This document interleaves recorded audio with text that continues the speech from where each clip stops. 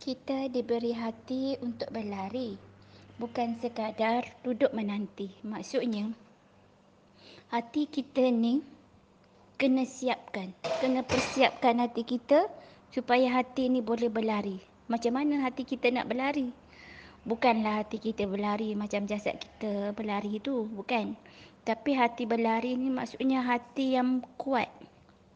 Hati yang kuat, hati yang penuh tekad dan nekat, hati yang penuh bersemangat, hati yang penuh yakin, hati yang penuh segala kekuatan untuk menuju kepada Allah Subhanahu Wa Taala. Di hati ni kita kena jadi orang mukmin yang kuat, kan? Sebab apa? Kan Allah sayang orang mukmin. Jadi untuk sampai ke peringkat mukmin tu, peringkat muqarrabin, kita perlu sediakan hati kita supaya hati kita ni jadi kuat. Hati yang kuat ni maksudnya hati yang mampu menempuh segala ujian demi ujian sehingga kita menjadi seorang mukmin yang kuat. Jadi bila kita kuat, kita akan mampu berlari lah. Maksudnya apa saja ujian tidak menjadi bekas, tidak memberi bekas kepada kita. Tak akan menghalang tujuan perjalanan kita. Jadi caranya memang kita kena, selepas buat penyucian tu, kita kena upkan lagi. Orang kata selepas Isra' tu kita kena mi'rajkan hati kita. Lepas buat penyucian asas tu, kita kena tingkatkan untuk sampai kepada golongan muqarrabin, kepada golongan yang didekatkan dengan Allah Subhanahu Wa Taala. So apabila kita dah, hati kita ni dah cukup kuat, maka kita mudahlah berlari.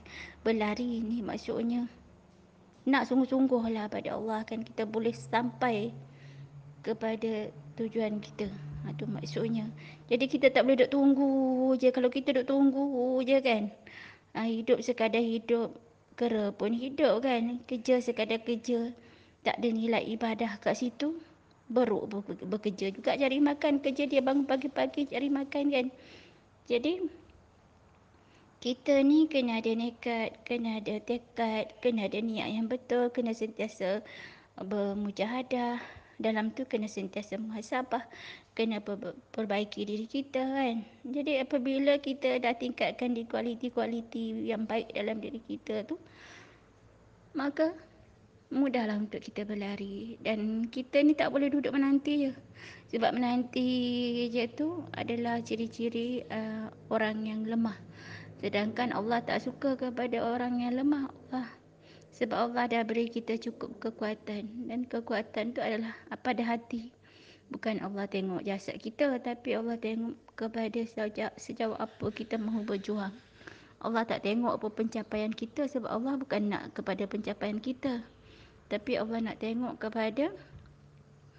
kepada usaha, kepada kesungguhan kita. Allah lebih menilai yang tu, lebih melihat yang tu.